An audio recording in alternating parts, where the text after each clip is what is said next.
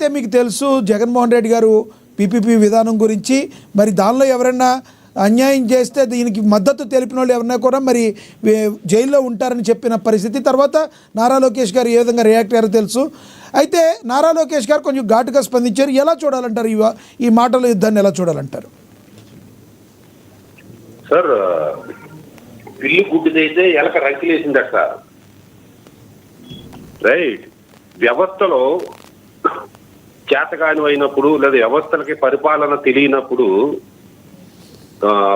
ప్రతిపక్షాలకు చెందిన నాయకులు కానీ కొంతమంది నాయకులు కానీ ఇలాగే మాట్లాడుతుంటారు సార్. నేను ఎందుకు అంటున్నానంటే, ఇప్పుడు పీపీపీలో ప్రభుత్వం ఇస్తే ప్రైవేట్ వ్యక్తులు తీసుకుంటారా, చంద్రబాబు నాయుడు గారు చుట్టాలా, జగన్మోహన్ గారు చుట్టాలా వేరే విషయం. ఎందుకంటే వీళ్ళిద్దరు చుట్టాలు తప్పించి మూడో వ్యక్తులకు రావు. తీసుకునేవాడు తప్పేవారు సార్, ప్రభుత్వం ఇస్తే తీసుకుంటాడు. అది తీసుకునేవాడిని అరెస్ట్ చేస్తానంటే ఏంటంటే అరాచకత్వం కాకపోతే ఏ చట్ట ప్రకారం ఇస్తారు? పీపీపీలోని జగన్మోహన్ రెడ్డి గారు పార్టీ సభ్యుడు, గురుమూర్తి గారు ఎంపీగా ఉండి స్థాయి సంఘం సభ్యుడిగా ఉండగా అంగీకరించిన వ్యక్తులు చట్టం అది. ఆ చట్ట ప్రకారంగా టీడీపీ ప్రభుత్వం పీపీపీలో ఇస్తే రేపు పొద్దున అరెస్ట్ చేస్తారట. మరి మీరు ఉన్నప్పుడు ఎందుకు వ్యతిరేకించలేదు? అది మెడికల్ కాలేజీ విద్య, వైద్యం, ఆరోగ్యం అన్నది ప్రైవేట్ పరం చేయడం ఏంటి? ప్రభుత్వంలో ఉండాలన్న ఆలోచన మీకెందుకు లేదు? మన ఆరోగ్యశ్రీ నిన్న కూడా చెప్పా, మీరు ఎందుకు ఆరోగ్యశ్రీ తీసుకొచ్చి ప్రభుత్వ వ్యవస్థను తీసుకొచ్చారు? అమ్మఒడి అంటూ తీసుకొచ్చి ప్రైవేట్ స్కూల్స్ ని ఎందుకు ప్రోత్సహించారు? మీరు ప్రభుత్వ స్కూల్స్ ని ఎందుకు ఇగ్నోర్ చేయాలి? ప్రభుత్వ స్కూల్లో 10 మంది పిల్లల కంటే ఎక్కడైనా ఎక్కువ ఉన్నారండి. ఫీజు రింబర్స్మెంట్ పేరుతో ప్రైవేట్ కాలేజీలు ఎందుకు ఎంకరేజ్ చేశారు? ప్రభుత్వ కాలేజీలు ఎందుకు డిస్కరేజ్ చేస్తున్నారు? ఇవన్నీ వదిలేసి 3 కాలేజీల కోసమే నేను పోలీసులు. సత్యం గారు, ఇక్కడ మనం ఇంకొకటి మాట్లాడుకోవాలి. గతంలో మీరు చెప్పేది వైఎస్ రాజశేఖర రెడ్డి గారి హయాంలో, కానీ గత జగన్మోహన్ రెడ్డి గారి హయాంలో గవర్నమెంట్ స్కూల్స్ని బాగానే డెవలప్ చేశారు కదా, దానిలో వాస్తవం లేదంటారా? నేను గవర్నమెంట్ స్కూల్స్ డెవలప్ చేశారా లేదా అన్నది వేరే డిబేట్ అండి. నేను అనేది మీరు అమ్మ ఒడిలో ప్రైవేట్ స్కూల్లో చదివిన వాళ్ళకి అమ్మ ఒడి ఇస్తున్నారంటే అర్థం ఏంటండి? మీరు ప్రభుత్వ స్కూల్లో చదవకపోయినా పర్లేదు, ప్రైవేట్ స్కూల్లో డబ్బులు పట్టుకుని ప్రైవేట్ స్కూల్లో చదివించండి అంటే ప్రైవేట్ స్కూల్స్ ని ఎంకరేజ్ చేస్తున్నట్టే కదా. ఫీజు రీయింబర్స్మెంట్ మీరు గవర్నమెంట్ స్కూల్స్ కే పరిమితం చేస్తే గవర్నమెంట్ కాలేజీస్ డెవలప్ అయ్యి ఉండేవి. మీరు ప్రైవేట్ కాలేజీలో చదవకమని ఎంకరేజ్ చేస్తున్నారంటే మీరు ప్రైవేట్ రంగాన్ని ఎంకరేజ్ చేస్తున్నట్టే కదా. అవును, 100%. నేను చెప్పేది ప్రజలకే మాస్ వచ్చేస్తున్నాం కాదు. మీరు ప్రతి వేల ఎకరాలు మీరు జగన్మోహన్ రెడ్డి, రాజశేఖర రెడ్డి గారు, చంద్రబాబు నాయుడు గారు, జగన్మోహన్ రెడ్డి గారు వేల ఎకరాలు మీకు నచ్చిన దారాదత్తం చేస్తున్నారంటే ప్రైవేట్ ఎంకరేజ్ చేస్తున్నట్టే కదా. పోర్టులు చంద్రబాబు నాయుడు గారు చేసి ప్రైవేటీకరణ చేశారు. కృష్ణపట్నం పోర్టు కావచ్చు, జగన్మోహన్ రెడ్డి గారు కూడా పోర్టులు జాతీయం చేసి ప్రైవేటైజేషన్ చేసేసారు. అయినా అమ్మేస్తున్నారు, మీరు అమ్మేస్తున్నారు.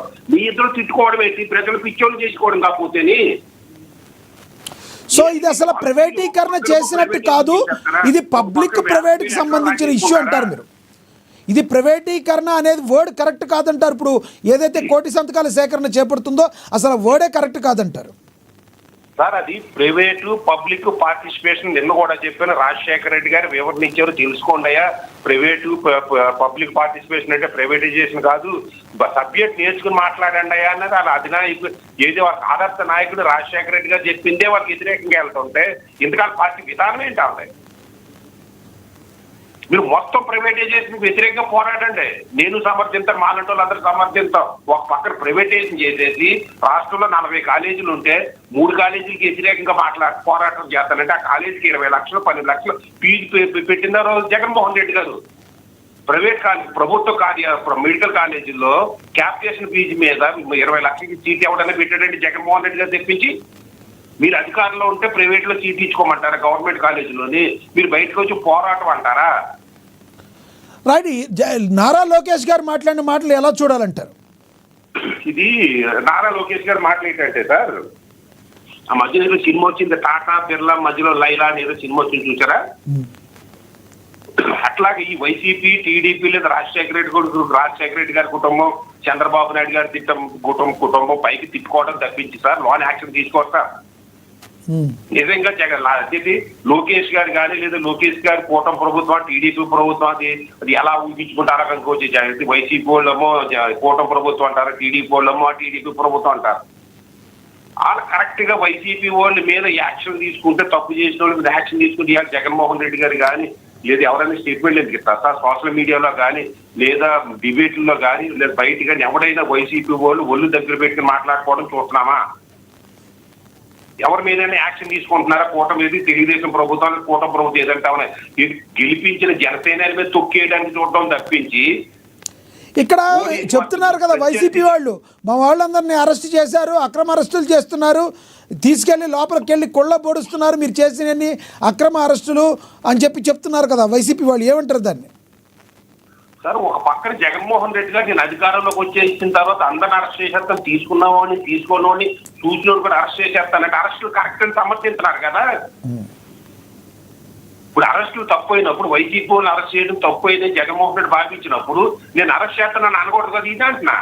ఒక పక్కన మీరు నేను అధికారులకు వస్తే మొత్తం అందరూ బొక్కలో దోసి మాట్లాడదని వేస్తానంటున్నారు, ఇంకో పక్కన అరెస్ట్ చేయొద్దంటే ఎట్లా సార్? ఎవరిని అరెస్ట్ చేశారు సార్?